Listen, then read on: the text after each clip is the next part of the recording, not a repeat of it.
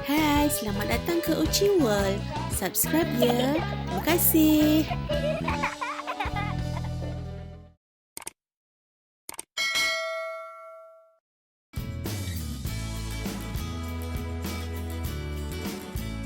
Hai, hari ni Uchi nak buat juadah minum petang iaitu cucur udang.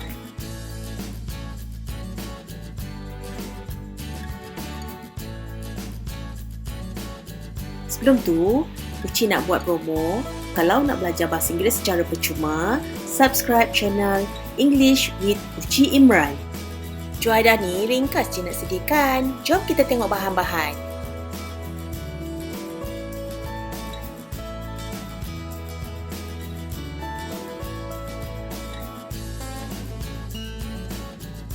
Okay, sekarang kita bersihkan udang.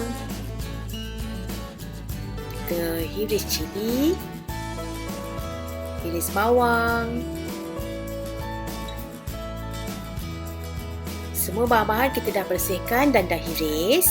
Sekarang kita boleh campurkan semua bahan-bahan untuk bancuh cucur udang. Mula-mula kita masukkan tepung ke dalam mangkuk. Kemudian kita masukkan sebiji telur.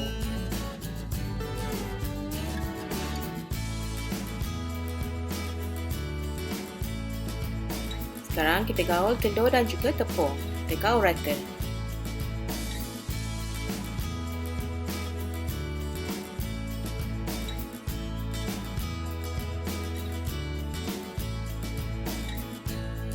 masukkan bahan-bahan yang telah kita hiris tadi. Masukkan bawang, daun bawang, masukkan cili, cili api. Kemudian kita gaul.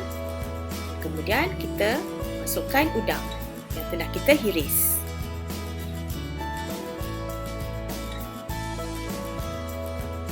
Sekarang kita gaulkan semua bahan dan kemudian kita masukkan air sedikit demi sedikit.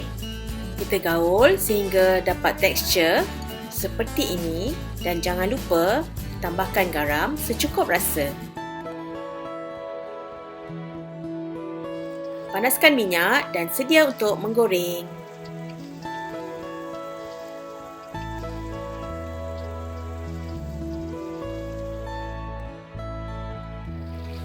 Kita terbalik-terbalikkan supaya ia masak sekata. Dan kemudian setelah warna bertukar kepada perang kemasan, kita angkat.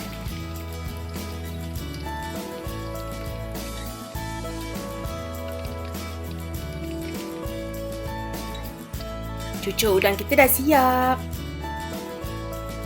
Hidangan ni mudah untuk disediakan, sesuai untuk minum petang. Kita hidangkan dengan teh-o. Selamat mencuba. Jangan lupa subscribe Uchi World tau. Terima kasih. Selamat mencuba. Dapur Uchi.